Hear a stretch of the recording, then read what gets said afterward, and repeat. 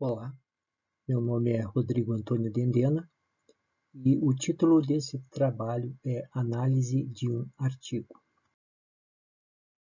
Bem, o tema do trabalho é referente a uma análise do artigo Máquina, Zeno e Hipercomputação, do autor Petrus, e toda a metodologia do trabalho é baseada nessa análise do artigo. O trabalho ele tem como objetivo principal examinar um artigo, né, como já foi falado, e a sua relação com a máquina de Turing. Nesse sentido, o artigo analisado é uma tentativa, né, foi uma tentativa de identificar a natureza de outros modelos que, de certa forma, reivindicam e desafiam a noção estabelecida de computabilidade. À vista disso, nós sabemos que alguns modelos computacionais eles são mais eficientes que outros, seja em termos de tempo de computação, seja em memória, enfim, para diferentes tarefas, né? Então, neste trabalho, eu pretendo apresentar alguns pontos de vista conflitantes que o autor apresentou sobre algumas teses e que essas teses elas alegam ter quebrado a barreira de Turing. Agora vamos falar sobre alguns conceitos. Dois personagens eles se destacam na teoria da computabilidade. São eles o Alonzo Church e Alan Turing. Estes personagens eles são responsáveis pela denominada tese de Church-Turing, né? Denominadas como CTT, a abreviação em inglês, e estes autores geraram muitas versões e interpretações de seus trabalhos. Assim, muitas teses denominadas Church-Turing foram realizadas. E na maioria das vezes os resultados dessas teses foram equivalentes aos seus trabalhos. Desta maneira, costumeiramente, assume-se que a tese de Church-Turing ela é correta, mesmo que seja apenas uma definição, né? E não um teorema provado matematicamente.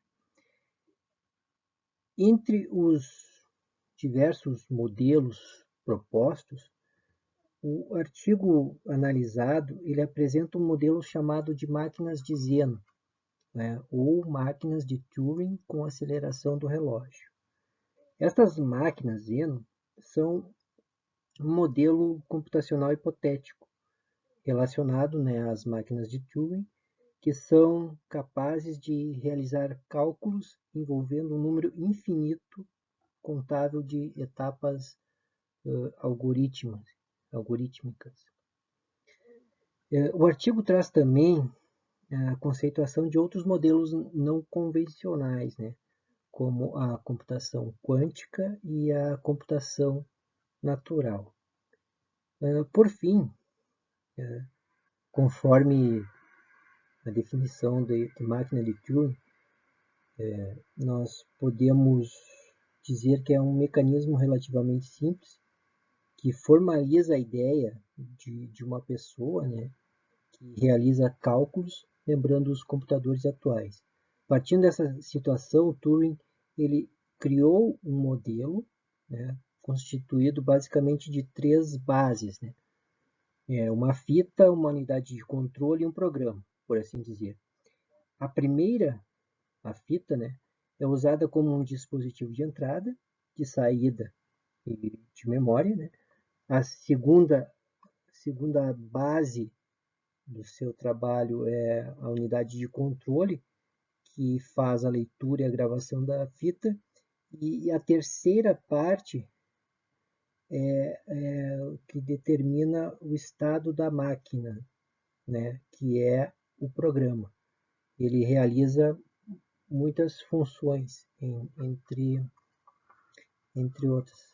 Enfim, Uma máquina de Turing ela não deixa de ser um autômato finito, por assim dizer.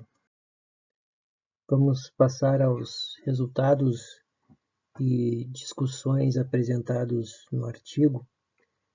Inicialmente, o autor introduz algumas as tentativas, né, dos vários modelos no que tangem à noção estabelecida de computabilidade.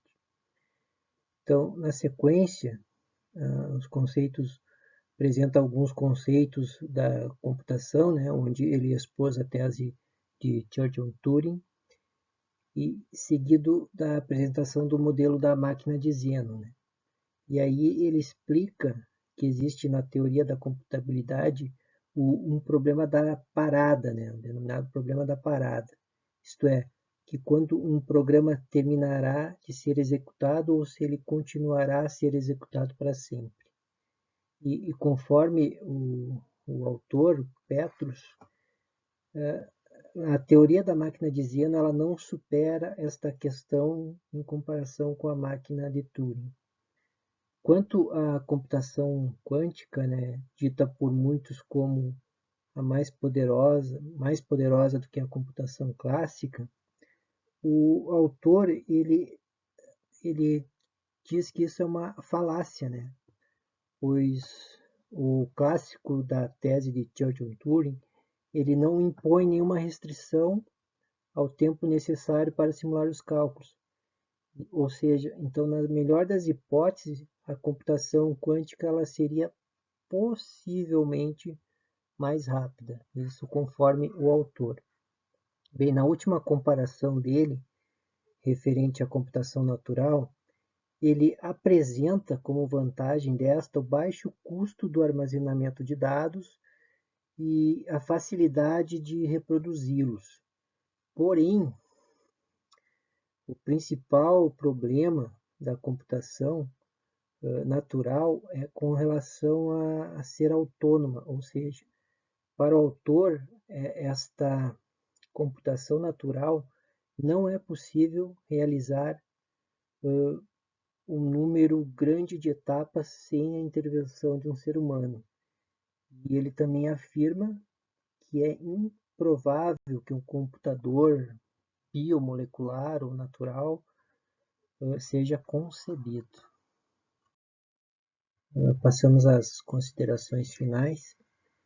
No artigo ficou claro que a questão, né, ou melhor, o questionamento sobre a hipercomputação, né, ou nós poderíamos chamar também de supercomputação de Turing, a respeito dos diferentes modelos de computação que se apresentam como mais poderosos e melhores do que o proposto por Turing, eles, de certa forma, o modelo proposto por Turing ainda é incontestável.